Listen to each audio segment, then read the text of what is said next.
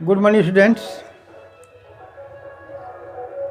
Knowledge hour में आप सभी का स्वागत है। आज मैं पास्ट टेंस का जो थर्ड काइंड है पास्ट परफेक्ट, वो मैं पढ़ाने जा रहा हूँ।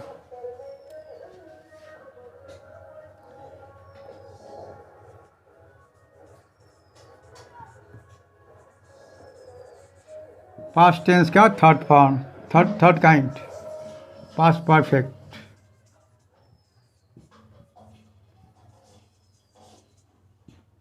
Past perfect tense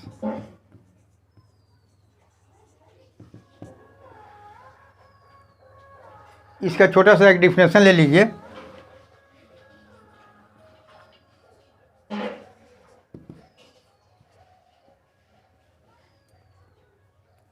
Past perfect tense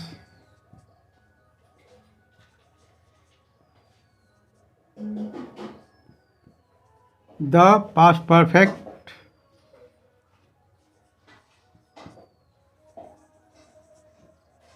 tense describes an action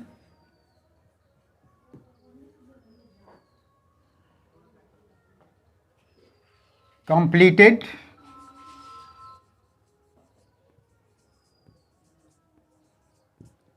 in the past.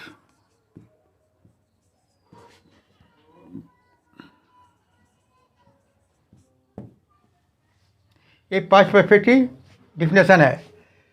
The past perfect tense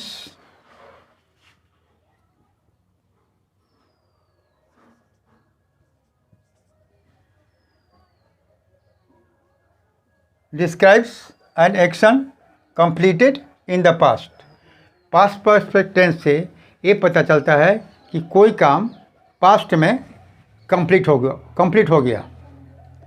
मतलब पूर्ण रूप से कोई काम पास्ट टेंस में कंप्लीट हो गया है। ऐसे काम को बताने के लिए पास्ट परफेक्ट यूज़ किया जाता है। एग्जाम्पल देखिए, पहले इसका स्ट्रक्चर देखिए क्या होता है।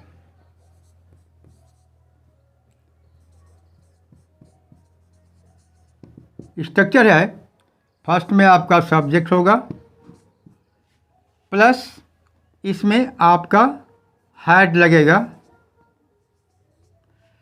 सब्जेक्ट के साथ में हेड लगेगा, और इसके बाद V3 आएगा, यानी V3 यानी पास्ट पार्टिसिपल। V3 को पास्ट पार्टिसिपल भी कहते हैं, याद रखिएगा। भी का जो थर्ड फॉर्म होता है उसे पास्ट पार्टिसिपल भी कहा जाता है। पास्ट पार्टिसिपल के नाम से भी जाना जाता है V3। तो सब्जेक्ट प्लस हेड, इस बात को ध्यान रखिएगा, पास्ट परफेक्ट टेंस में हर सब्जेक्ट के साथ में हेड ही आएगा। ठीक है, पास्ट परफेक्ट टेंस में चाहे कोई भी सब्जेक्ट हो, आई हो, यू हो, वी हो, दे हो, राम मोहन सोहन इत्यादि, या कोई भी सब्जेक्ट की जगह पर कोई भी नाउन होगा, वहाँ पर पर्सन से कोई लेना देना नहीं है। हर सब्जेक्ट के साथ, हर पर्सन के साथ पास्ट परफेक्ट टेंस में हैड का इस्तेमाल होगा, और V3 यानी वर्ब का थर्ड फॉर्म इस्तेमाल होगा, यानी पास्ट पार्टिसिपल होगा। इसके बाद यदि कुछ होगा तो ऑब्जेक्ट होगा,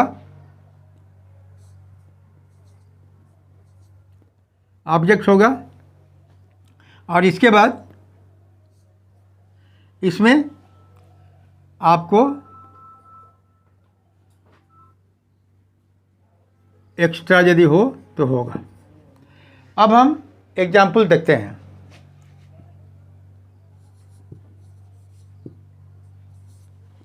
सब्जेक्ट की जगह पर हम सीता लेते हैं,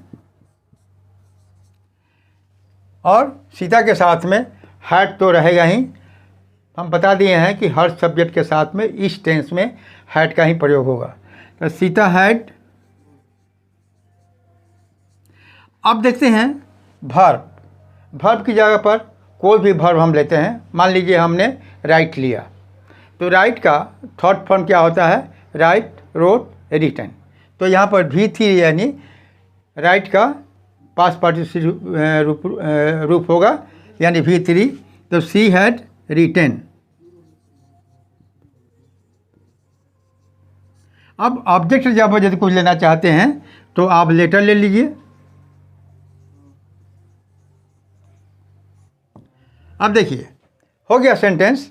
जैसा आपका स्ट्रक्चर है पास्ट परफेक्ट का, उसके अनुसार Sita had written a letter.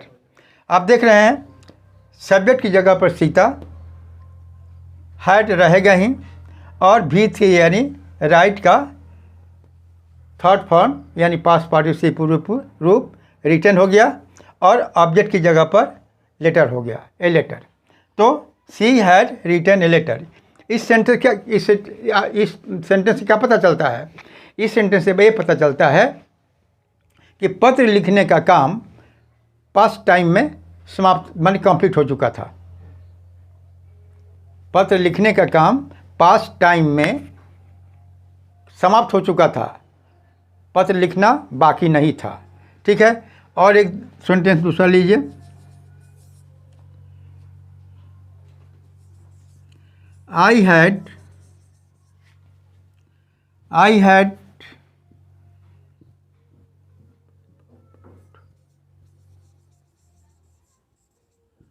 bought a car। ध्यान दीजिए, ये बाई का V3 यानी पास्ट पार्टिसिपल रूप है, बाई, बॉट, बॉट। तो I had bought a car. Bought माने क्या होता है? बाई माने खरीदना, खरीदना का थर्ड फॉर्म बॉट है, यानी खरीदा। तो I had bought a car, मैंने एक गाड़ी खरीदा था। गाड़ी खरीदने का काम, कार खरीदने का काम पास्ट टेंस में या पास्ट टाइम में समाप्त हो चुका। तो पास्ट परफेक्ट से क्या पता चलता है कि यदि पास्ट टाइम में यानी बीते हुए समय में यदि कोई काम कंप्लीट हो जाता है तो हम उसे बोलते, तब वहाँ पर जो टेंस होता है वो होता है पास्ट परफेक्ट टेंस का। ठीक है, अब देखिए इसके बाद कभी कभी इस टेंस में दो काम होते हैं। पास्ट परफेक्ट टेंस में प्रायः एक साथ में दो काम होते हैं। ठीक है, जैसे देखिए,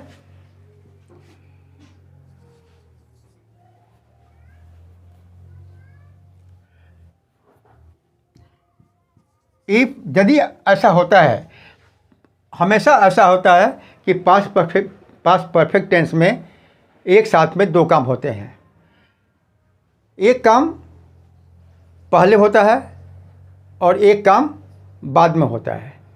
ठीक है, एग्जाम्पल से ज़्यादा क्लियर हो जाएगा, उसको समझने का प्रयास कीजिए। पहले ये देखिए, इफ टू एक्शन हैपेंड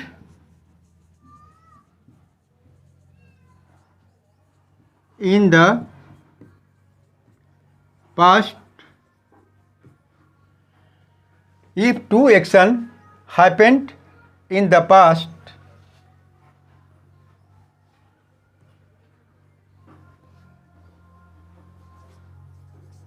तो past indefinite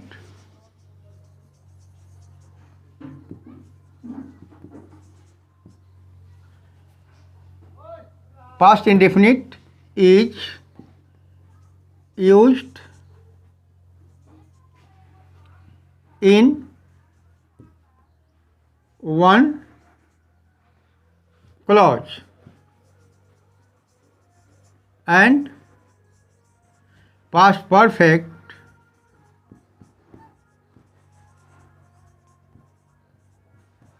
is used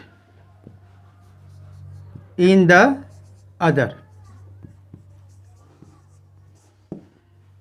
देखिए यहाँ पर क्या लिखा, if two action happened in the past, past तो past indefinite is used in one clause and past perfect is used in the other.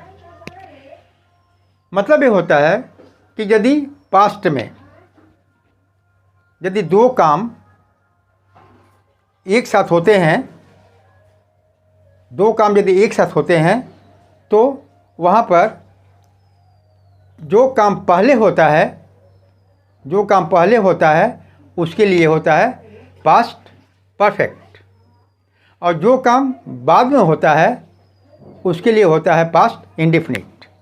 ठीक है, देखिए थोड़ा इसको ज़्यादा क्लियर करने के लिए, थोड़ा ज़्यादा स्पष्ट करने के लिए हमको हिंदी का एक सेंटेंस लेना पड़ेगा तो ज़्यादा क्लियर होगा। देखिए जैसे यहाँ पर हमने हिंदी में हमने एक वाक्य लिया, जैसे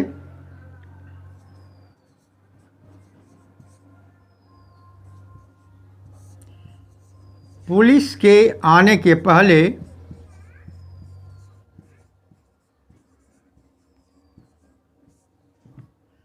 चोर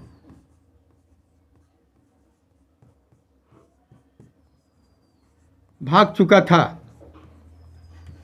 एक हमने हिंदी का थोड़ा मजबूरन हमको लेना पड़ा, आपके सामने ज़्यादा ये जो पास्ट परफेक्ट टेंस में जो दो काम होते हैं उसको ज़्यादा स्पष्ट करने के लिए थोड़ा यहाँ ध्यान दीजिए। पुलिस के आने के पहले चोर भाग चुका था। थोड़ा आप यहाँ पर गौर कीजिए कि इसमें पहले काम कौन हुआ। पुलिस के आने के पहले चोर भाग चुका था, तो यहाँ पर देखिए एक है पुलिस का आना और चोर का भागना। तो थोड़ा यहाँ पर गौर कीजिए कि पुलिस का आना और चोर का भागना, इन दोनों में सबसे पहले क्या कौन हुआ? पहले हुआ चोर का भागना, पहले चोर भागा। तो यहाँ पर जो पहला काम हो रहा है चोर का भागना, तो पहले काम के लिए आपको होगा पास्ट परफेक्ट। ठीक है, तो जैसे मान लीजिए कि यहाँ पर क्या है, चोर भाग चुका था, तो इस टेंस के लिए होगा आपको पास्ट परफेक्ट। और पास्ट परफेक्ट हम अभी बताए हैं, उसका स्ट्रक्चर क्या है, तब इसका होगा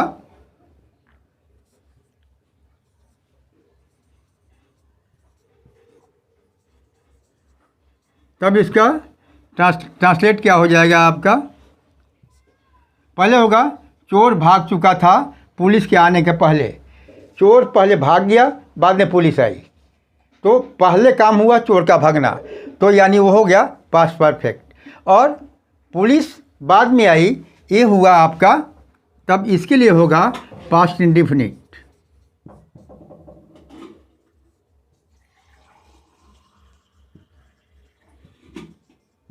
ठीक है, तो पास्ट परफेक्ट का स्ट्रक्चर क्या है, सब्जेक्ट, हैड और V3।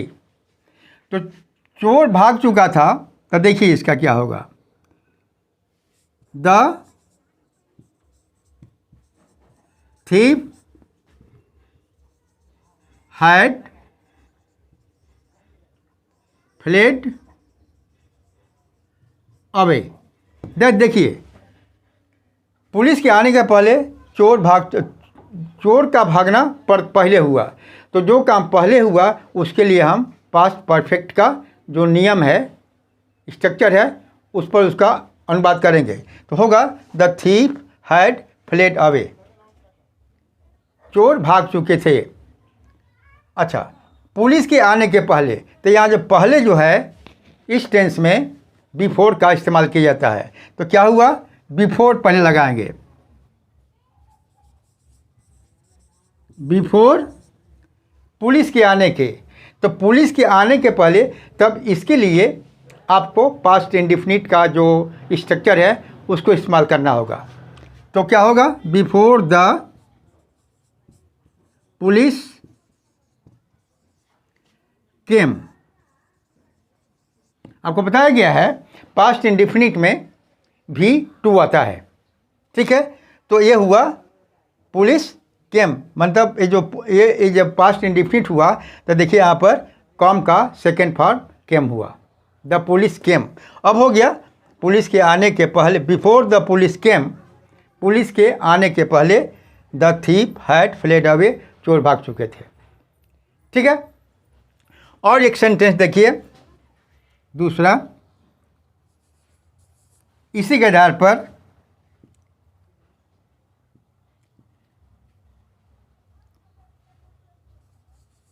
when I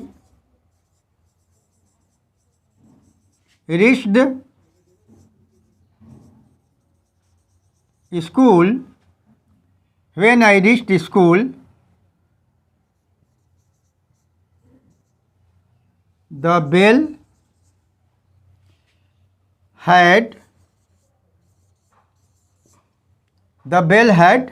rung। रंग जो है रिंग, RING, रिंग, रिंग माने बजना या बजाना। तो ये रिंग का V3 माने या रिंग का जो थॉट फॉर्म होता है यानी पास्ट पार्टिसिपल, ये आपको रंग हुआ। तो ध्यान दीजिए व्हेन आई रीच्ड स्कूल। अब देखिए ये जो व्हेन आई रीच्ड स्कूल जो है, आप देखिए यहाँ पर V2 है, इसका मतलब है ये जो है पास्ट इंडिफिनिट है। और यहाँ देखिए द बेल हैड रंग, यहाँ देखिए द बेल आपका सब्जेक्ट हुआ, हैड रहेगा ही, और ये V3 हुआ, यानी यहाँ से यहाँ तक जो हुआ ये पास्ट परफेक्ट है। इसका मीनिंग क्या हुआ कि जब मैं स्कूल पहुँचा द बेल हैड रंग, घंटी बज चुकी थी।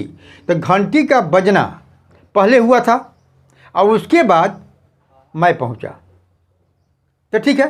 तो इसको यदि ऐसा सेंटेंस आपके सामने आता है तो आप ध्यान रखेंगे कि यदि पास्ट परफेक्ट में यदि दो काम होते हैं तो उसमें पहले आपको ये देखना पड़ेगा कि पहले काम कौन हुआ। तो जो काम पहले होगा उसके लिए आप पास्ट परफेक्ट का जो स्ट्रक्चर है उसको आप यूज़ करेंगे, और जो काम बाद में होता है उसके लिए पास्ट इंडिफिनिट का जो स्ट्रक्चर है उसको आप फॉलो करेंगे, ठीक है। और देखिए दो एग्जाम्पल और मैं देता हूं आपके सामने।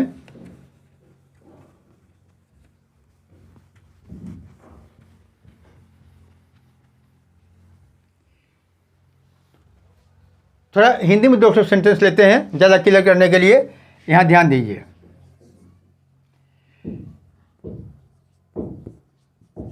जैसे है डॉक्टर के आने के पहले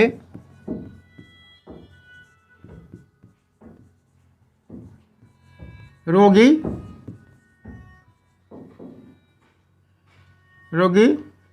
मर चुका था।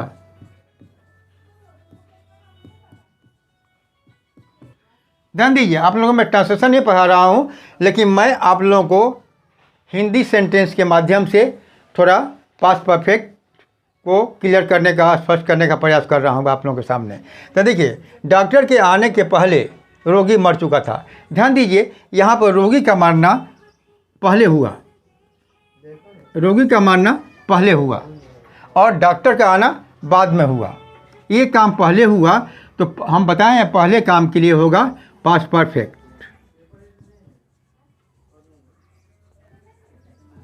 और जो काम बाद में हुआ उसके लिए होगा पास्ट इंडिफिनिट।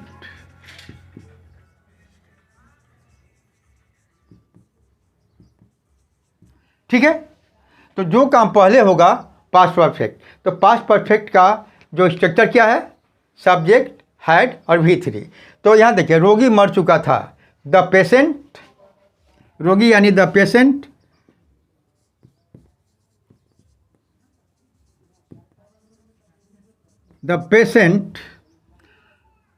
इसका स्ट्रक्चर होगा had died, the patient had died. ये आपको हुआ पास्ट परफेक्ट, क्योंकि देखिए यहाँ पर सब्जेक्ट हुआ, हैड हुआ और डाई, ये आपको V3 हुआ।